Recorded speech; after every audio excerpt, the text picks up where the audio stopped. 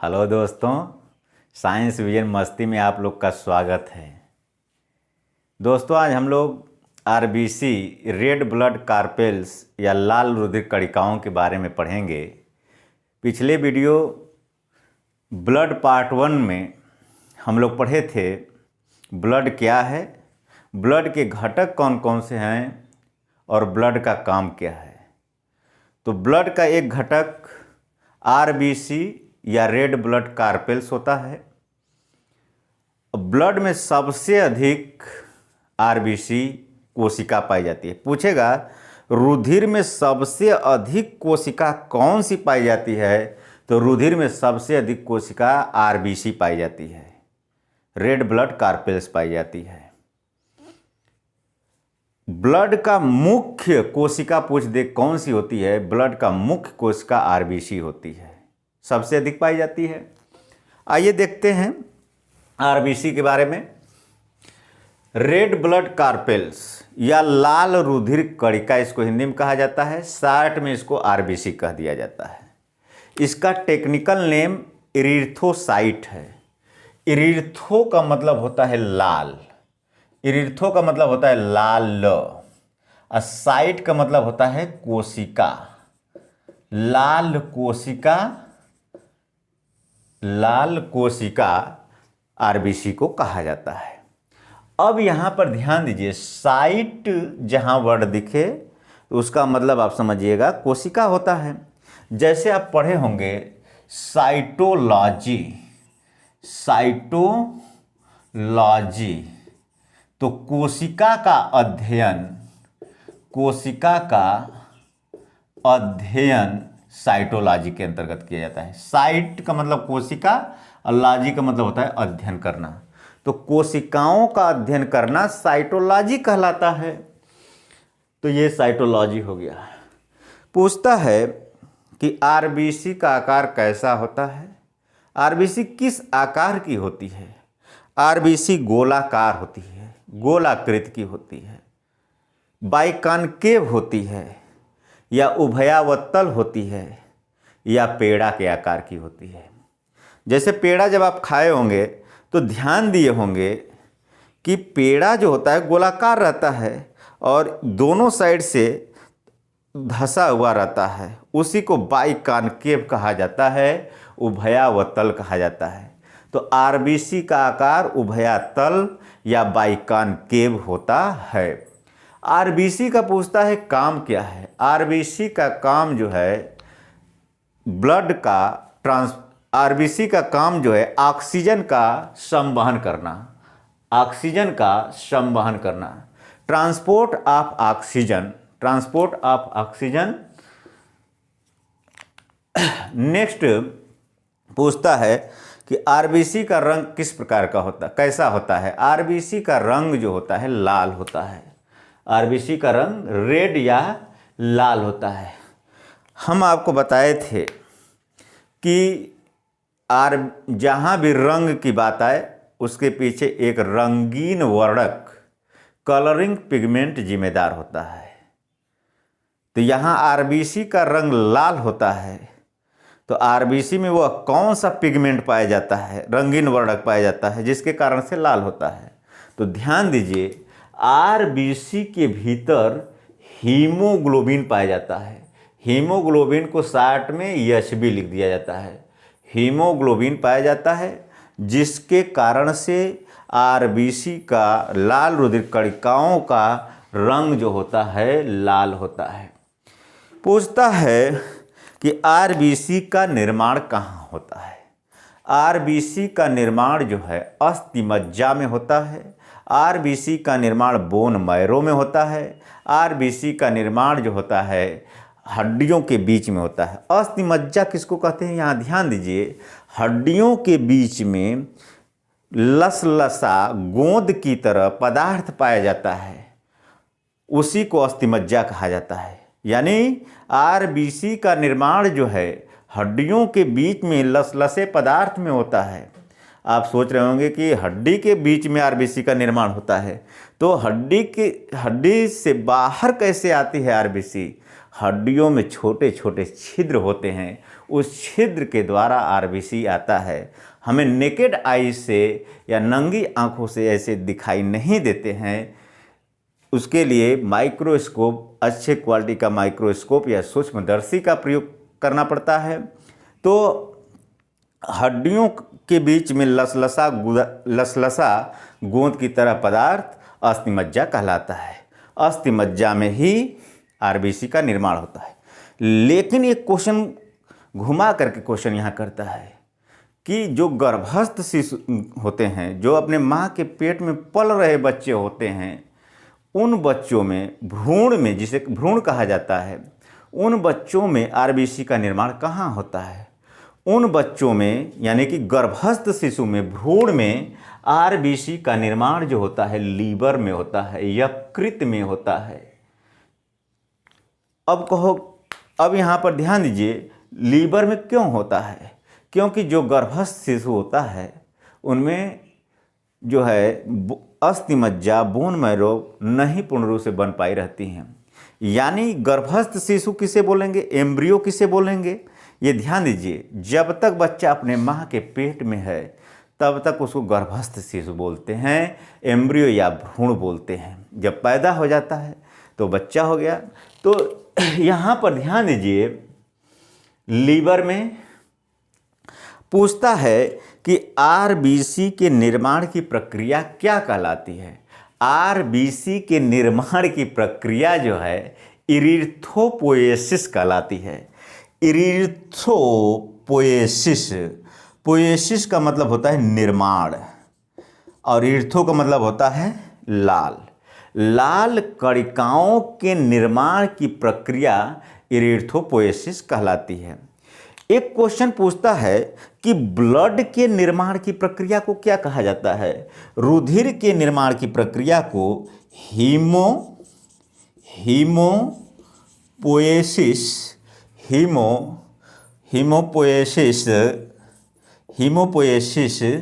कहा जाता है। रुधिर के निर्माण की प्रक्रिया को, रुधिर के निर्माण की प्रक्रिया को हीमोपोएसिस कहा जाता है। अगर अकेले पूछता है कि आरबीसी के निर्माण की प्रक्रिया को क्या कहा जाता है, आरबीसी के निर्माण की प्रक्रिया को जो है इरिथ्रोपोएसिस कहा जाता है, जबकि ब्लड के, रुधिर के निर्माण की प्रक्रिया को हीमोपोएसिस कहा जाता है। अब क्वेश्चन पूछता है कि आरबीसी का औसत जीवन काल कितना होता है, लाइफ स्पान कितना होता है? तो आरबीसी का औसत जीवन काल 120 दिन होता है। 120 दिन के बाद आरबीसी मर जाती हैं, नई आरबीसी बनती हैं। तो आरबीसी का औसत जीवन काल 120 दिन होता है। अब यहाँ ध्यान दीजिए, एक क्वेश्चन पूछता है कि क्या आरबीसी के भीतर लाइसोसोम और माइटोकांड्रिया पाया जाता है? नहीं, आरबीसी के भीतर न तो लाइसोसोम पाया जाता है और न तो माइटोकांड्रिया पाया जाता है। न तो लाइसोसोम पाया जाता है, लाइसोसोम, और न ही माइटोकांड्रिया पाया जाता है, न ही माइटोकांड्रिया पाया जाता है। यहाँ ध्यान दीजिए, लाइसोसोम का काम क्या है, माइटोकांड्रिया का क्या काम क्या है? लाइसोसोम जो है मृत कोशिकाओं को नष्ट कर देता है, ख़त्म करने का काम करता है। माइटोकांड्रिया जो है, माइटोकांड्रिया का काम क्या है? कोशिकीय श्वसन करना। माइटोकांड्रिया में ही ऊर्जा का उत्पादन होता है।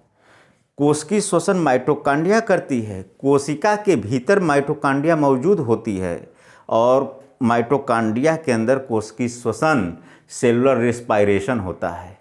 अब यहाँ क्वेश्चन पूछेगा, क्या आरबीसी में कोशिकीय श्वसन होता है? लाल रुधिर कणिकाओं के भीतर सेलुलर रेस्पायरेशन होता है? नहीं होता है। पूछेगा क्यों?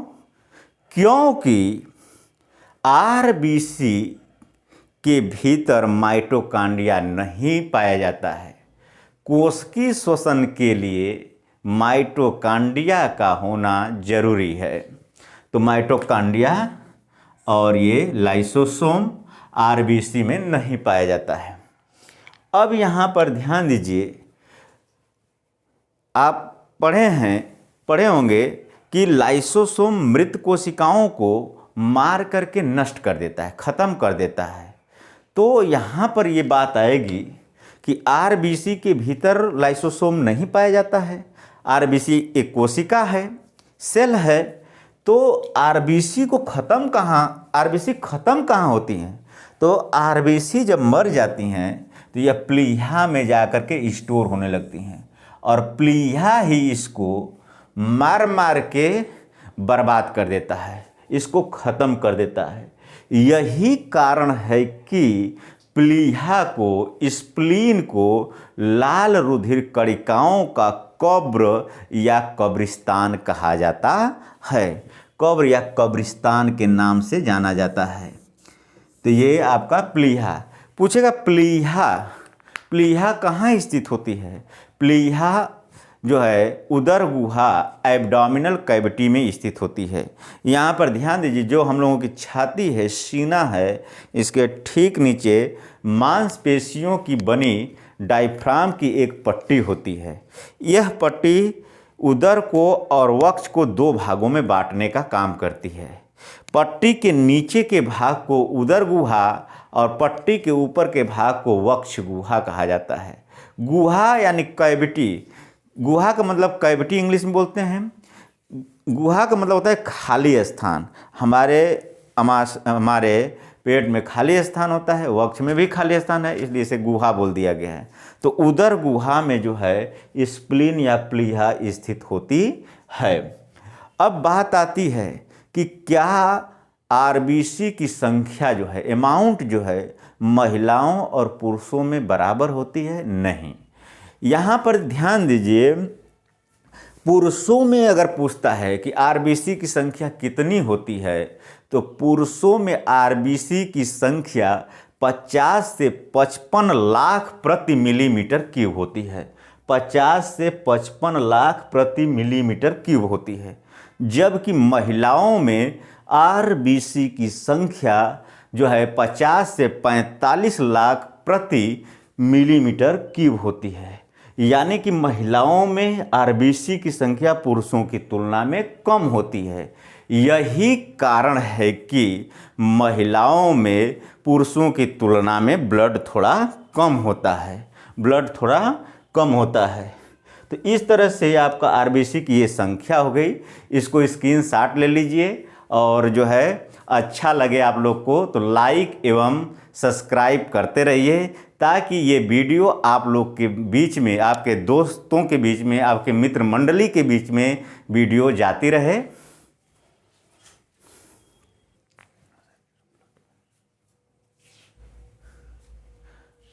आइए देखते हैं, पूछता है शरीर का ब्लड बैंक किसको कहा जाता है?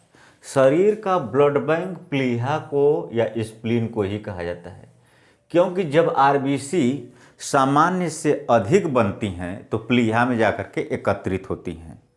तो प्लीहा को शरीर का ब्लड बैंक कहा जाता है। इसमें आरबीसी संबंधित 3 बीमारियों का नाम पूछता है। आरबीसी अगर सामान्य से ज़्यादा बनेंगी तो उसको क्या बोलते हैं, सामान्य से कम बनती हैं तो उसको क्या बोलते हैं, और समय से पहले जो है नष्ट हो जाती हैं तो उसको क्या बोलते हैं। यहाँ पर ध्यान दीजिए, आरबीसी अगर सामान्य से ज़्यादा बन जाती हैं, जैसे पुरुषों की बात करें तो पुरुषों में 50 से 55 लाख प्रति मिलीमीटर क्यूब होता है, और महिलाओं की बात करें तो महिलाओं में 45 से 50 लाख प्रति मिलीमीटर क्यूब होता है। लेकिन सामान्य से ज़्यादा 80 लाख प्रति मिलीमीटर क्यूब हो जाए, 90 लाख प्रति मिलीमीटर क्यूब हो जाए, तब क्या होगा? तो सामान्य से ज़्यादा बनना आरबीसी का पॉलीसाइथीमिया कहलाता है। क्या कहलाता है?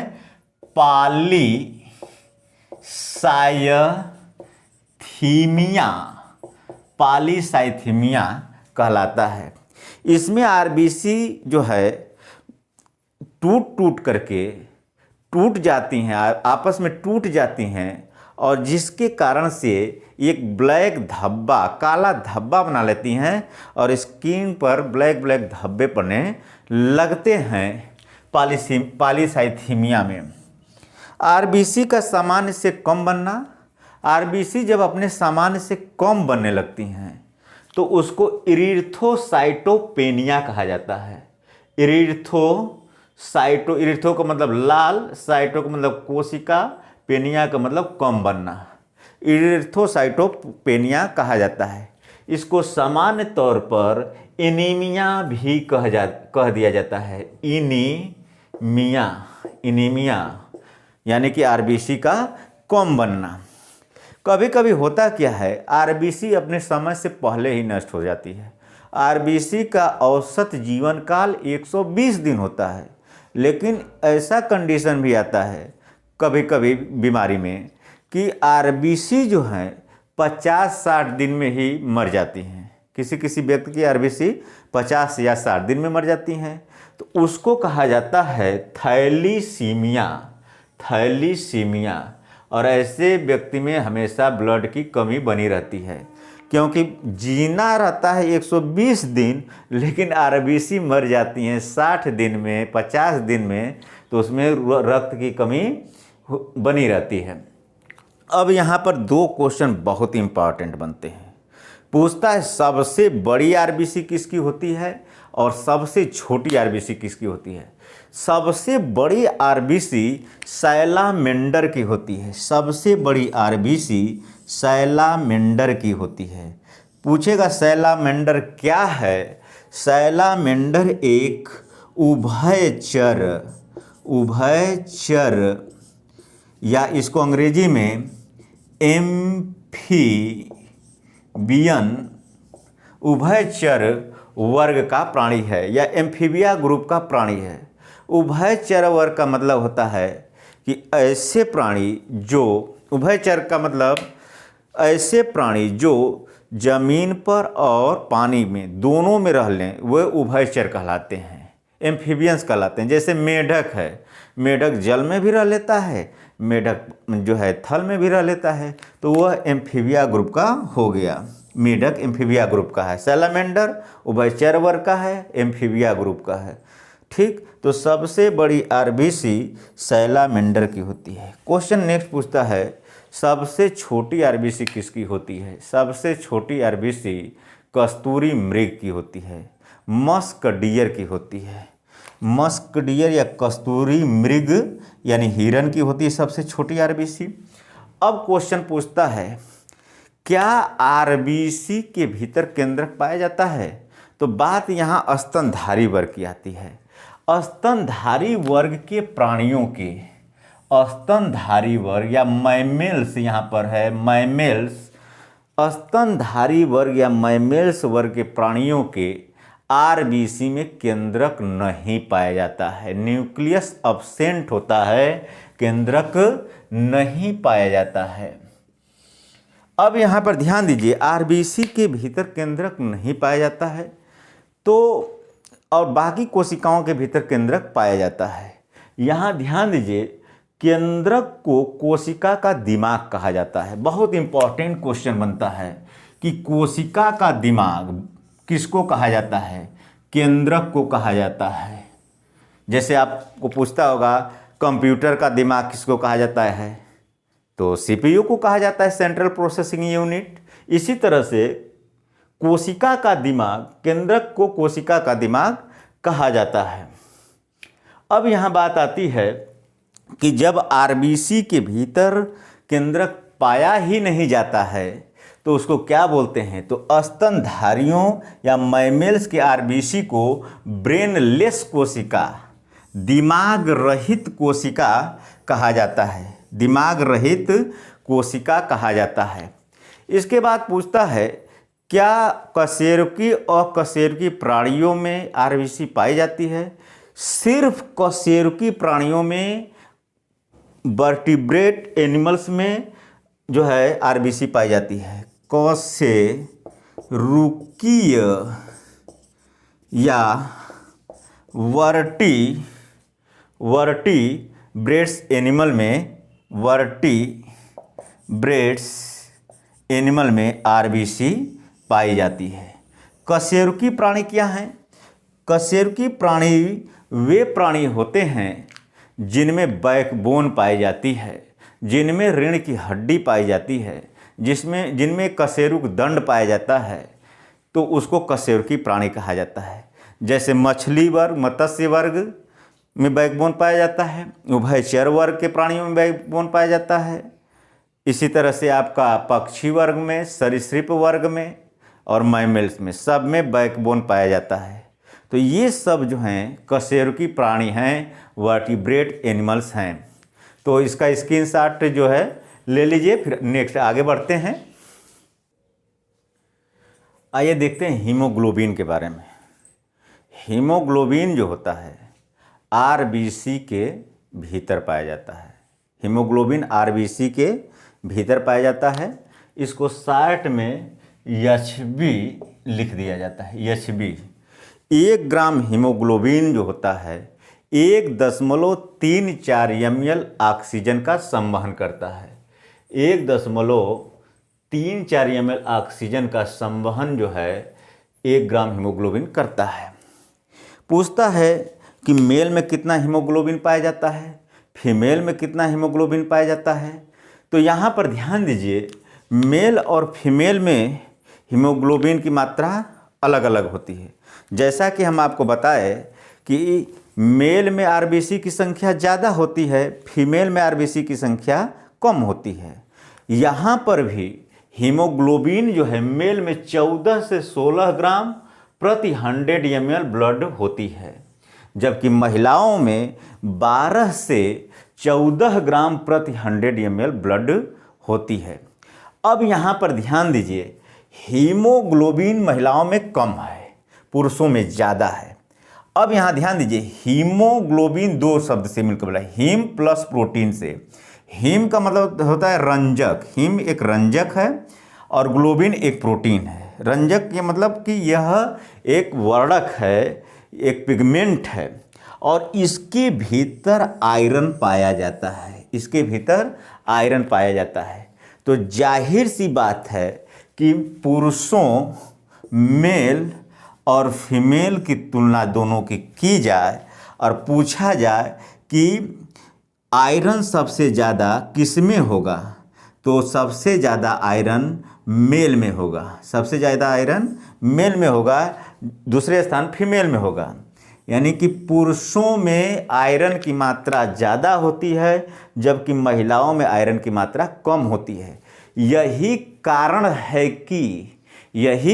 है कि पुरुष की तुलना में महिलाएं कमज़ोर होती हैं। पुरुष की तुलना में महिलाएं क्या होती हैं? कमज़ोर होती है। कोई पूछे क्यों, तो उसको वो बताइए कि महिलाओं में आयरन कम पाया जाता है, पुरुषों में ज़्यादा पाया जाता है। तो पुरुष में ज़्यादा पाया जाता है, पुरुष होता है कठोर, महिला में कम पाया जाता है, जिससे महिलाएं सॉफ्ट होती हैं, मुलायम होती हैं। अब आप एक गाना सुने होंगे, उस गाना को बता दें। देखिए बताते हैं।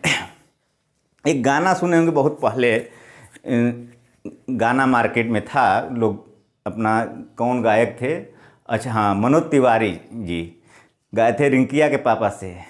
चट देना मार देना खींच के तमाचा, ही हंस देना रिंकिया का पापा। अगर रिंकिया के पापा को चट से मारेंगी तो रिंकिया का पापा जो है ही हंस देंगे। लेकिन रिंकिया का पापा उठ करके रिंकिया के मम्मी को चट से मार दें तो 5 ढमनियाँ खा जाएंगी खचाक से।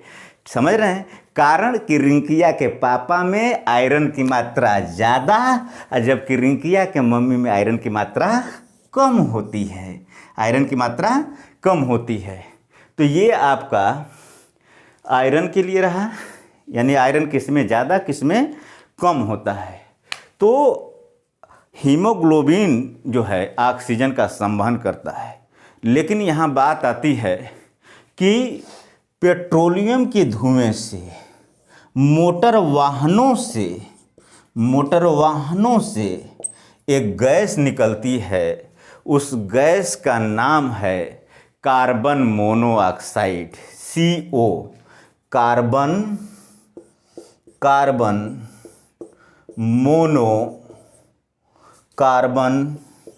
मोनोऑक्साइड, यह गैस बहुत खतरनाक गैस होती है।